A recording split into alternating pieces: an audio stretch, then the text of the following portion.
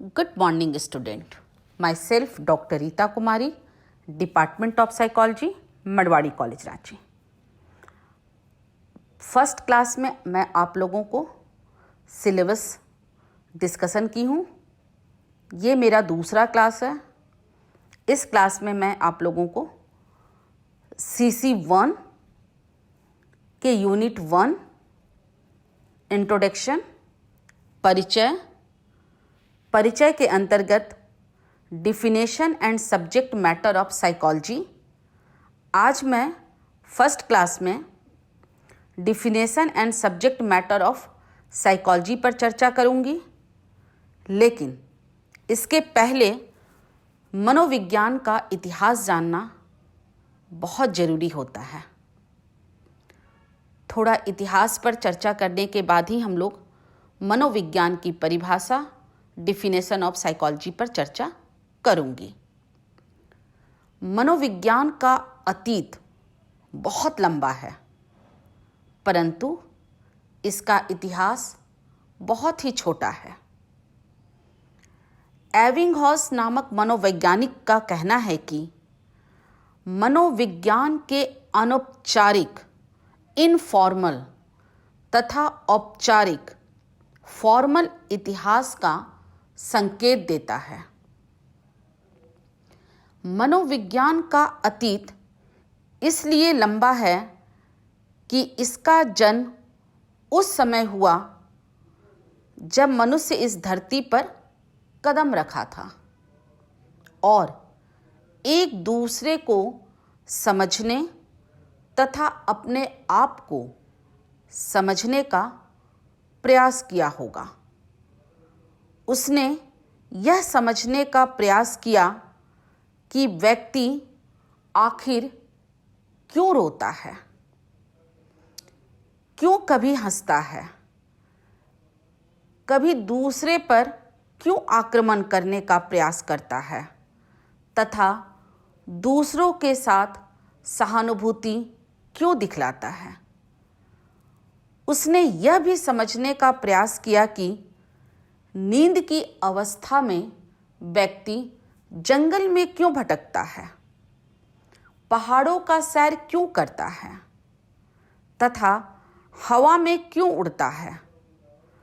मनुष्य के इन सभी व्यवहारों तथा अनुभवों को समझने का प्रयास किया होगा। किसने किया होगा? एबिंगहॉस नामक मनोवैज्ञानिक ने।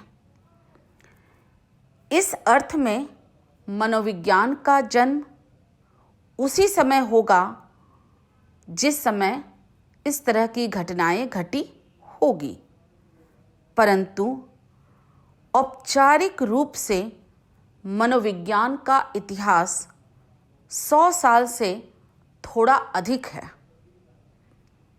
एक विज्ञान की हैसियत से मनोविज्ञान का जन्म 1879 में हुआ। ऊंट नामक मनोवैज्ञानिक ने लिप्जिक नामक स्थान पर मनोविज्ञान की पहली प्रयोगशाला की स्थापना की और मनोविज्ञान को एक अलग विज्ञान के रूप में घोषित कर दिया। इसी अर्थ में कहा गया कि मनोविज्ञान का इतिहास सचमुच छोटा है। किसी भी विषय की विषय वस्तु तथा उसकी परिभाषा को निर्धारित करना कठिन होता है। यह बात मनोविज्ञान में भी लागू होती है। सच तो यह है कि दूसरे विज्ञान की अपेक्षा मनोविज्ञान पर यह बात अधिक लागू होती है। कारण यह है कि मनोविज्ञान की विषय वस्तु तथा इसकी विधि सब्जेक्ट मैटर एंड मेथड्स हमेशा बदलती रही है। मनोविज्ञान की बदलती हुई विषय वस्तु के साथ इसकी परिभाषा भी बदलती रही है।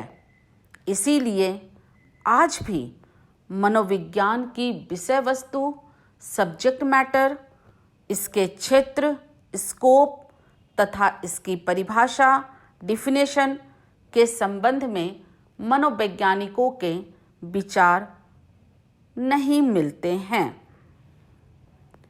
दर्शन की एक शाखा के रूप में मनोविज्ञान का जन्म प्लेटो तथा अरस्तु के समय हुआ।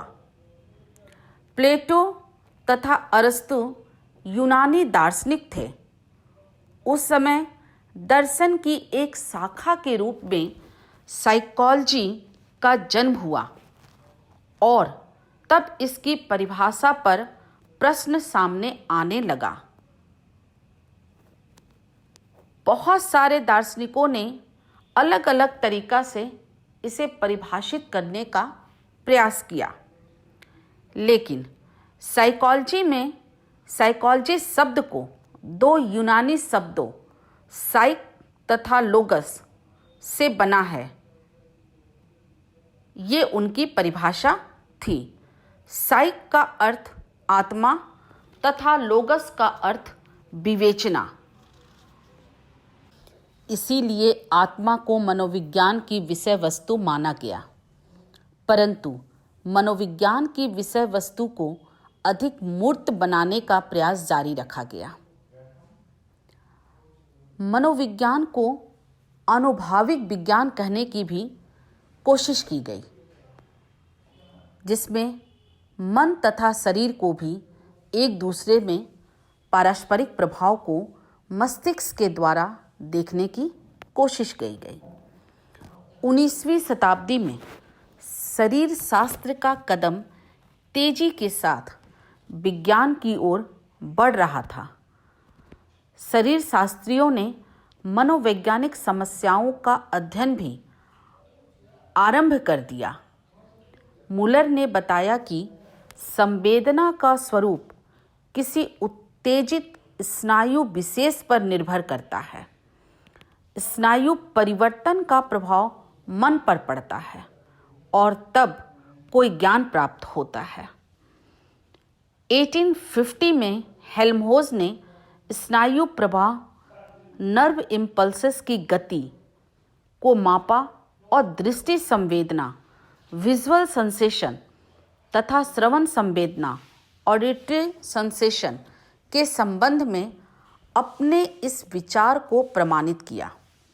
1860 में फिकनर ने भी संवेदना को मापने के लिए मनोभौतिक विधि साइकोफिजिकल मेथड्स को प्रकाशित किया।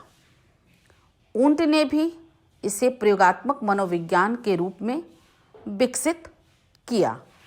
1859 में डार्विन ने विकासवाद के सिद्धांत को प्रकाशित किया। इसमें द्वैतवाद की नींव हिल गई। उन्होंने बतलाया कि मनुष्य में बहुत सी मानसिक विशेषताएं पशुओं से वंशागत रूप में मिली है। इस प्रकार डार्विन ने मन तथा चेतना माइंड एंड कॉन्शसनेस के बीच जैविक संबंध बायोलॉजिकल रिलेशन की चर्चा की। इन सब के अलावा मनोविज्ञान में बहुत सारी विषय वस्तुओं की भी जानकारी दी गई है। सबसे पहले संरचनावाद आती है, उसके बाद व्यवहारवाद, उसके बाद प्रकायवाद, गेस्टाल्टवाद, मनोविश्लेषणात्मक। इन सब दृष्टिकोण के आधार पर मनोविज्ञान के इतिहास को समझना काफ़ी आसान हो जाता है। धन्यवाद। नेक्स्ट क्लास में मनोविज्ञान की परिभाषा पर चर्चा करूंगी।